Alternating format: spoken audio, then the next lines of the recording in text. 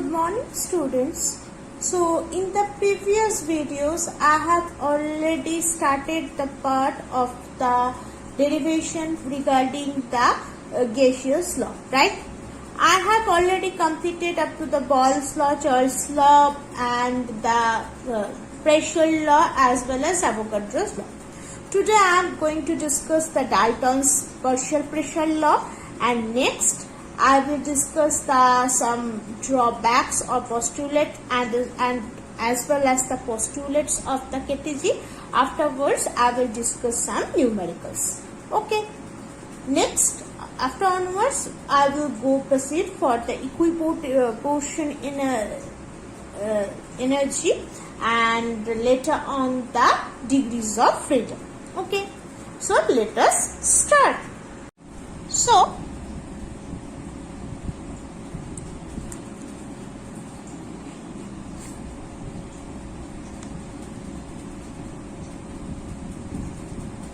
Dalton's law of partial pressure. So what does it means, or what does it is saying?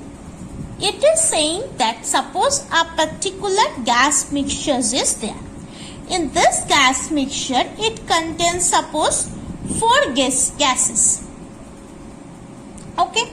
So if this gas mixture is there and there are 4 gases, and considering that these 4 gases are not reacting with each other, then whatever the total pressure of this mixture is basically the summation of the all partial pressure of these 4 gases. Suppose if this contains 4 gases of individually have the partial pressure P1, P2, P3 and P4, then the total pressure of this gas mixture will be, I am denoting it as PM, that means pressure on the mixture, that is P1 plus P2 plus P3 and P4. So this is basically the Dalton's partial law pressure. So how it, but please consider that whatever the number of gases that is being mixed, they cannot react with each other as well as they cannot produce the solution. Now suppose in a container, in a closed container, a various number of gases are being mixed. Okay, and their density is considered as, suppose if rho 1, rho 2, rho 3 up to rho n, if n number of gases are there, and their RMS velocity is considered as, suppose C1, C2, C3 up to C2n. Okay, so we all know that for the gas molecules, the velocity of the gas molecules does not depends on other gas molecules. Suppose if I put together hydrogen and oxygen, these 2 gases, whatever the velocity of these gas molecules, that does not affect the velocity of the gas molecules of oxygen. So therefore, for each and every gas, the molecules, the velocity of the molecules does not depend on the velocity of other molecules that is present inside that gas mixture. Okay, so therefore, for each and every gases who the molecules are being heated on the wall of the container and they are exerting same pressure. So therefore, total P of the gas mixture is nothing but 1/3 rho C1 square plus 1/3 rho 2 C2 square up to 1/3 rho n C square n. So like this. So this is nothing but P1, this is nothing but P2, P3 and so on. So this is the pressure law or Dalton's law for partial pressure. Okay. So now coming for the limitations of the ideal gas law.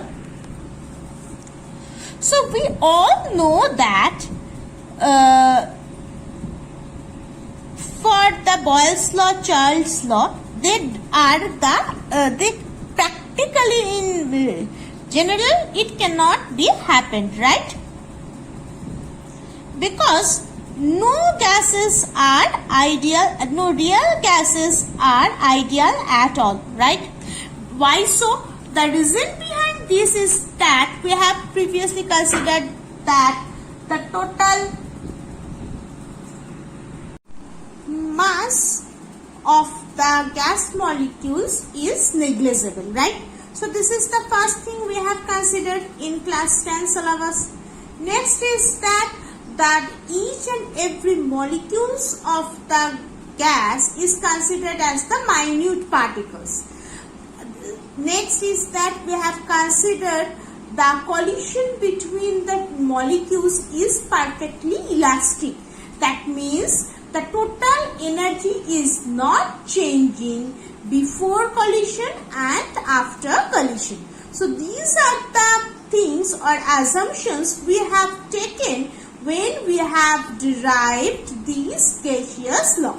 And therefore, but in real life, no gases can follow these rules. So therefore, there are something we need to do so that the real gas can follow the rules, right? Ideal gas is following the rules, it's okay, no problem. But real gas has to follow the things as well. So in general, for all ideal gases, for 1 mole ideal gas, the gas equation is Pp equals to RT. When we are considering the postulates of the kinetic energy, kinetic theory, KTG. But in general, in real life, no gas molecules are there which have basically negligible volume. Next is that the collision between the molecules is not elastic at all, and as well as the volume that is defined by the molecules is not also negligible. The mass is not considering as negligible, right? So therefore, whatever the molecules have the volume, that is considered as the effective volume V, right? But whatever the in ideal gases, there is particular volume V, and in real I am considering another volume, that is suppose small v. Okay, so from this ideal gas and the real gas, there is a difference in the volume, right? So that is considered as by this factor B.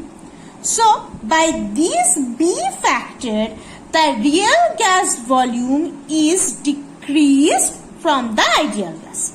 Okay, so therefore the volume which is accepted or which is basically proof that the real gas is shown, that is V minus V. So we have this equation PV equals to RT.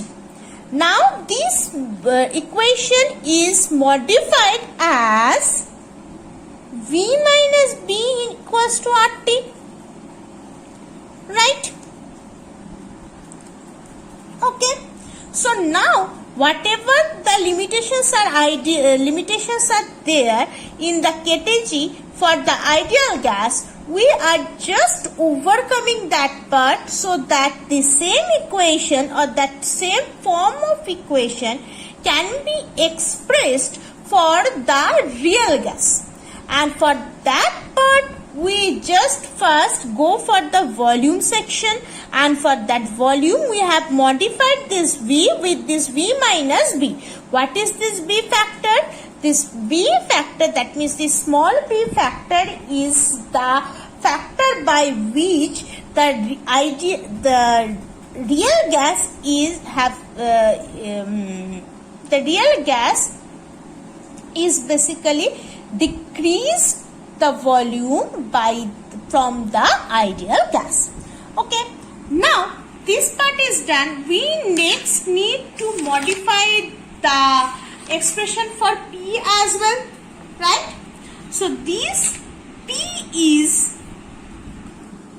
defined again by the factor, that is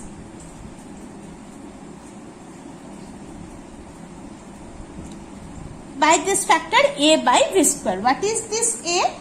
A is basically the constant for a particular gas. Okay.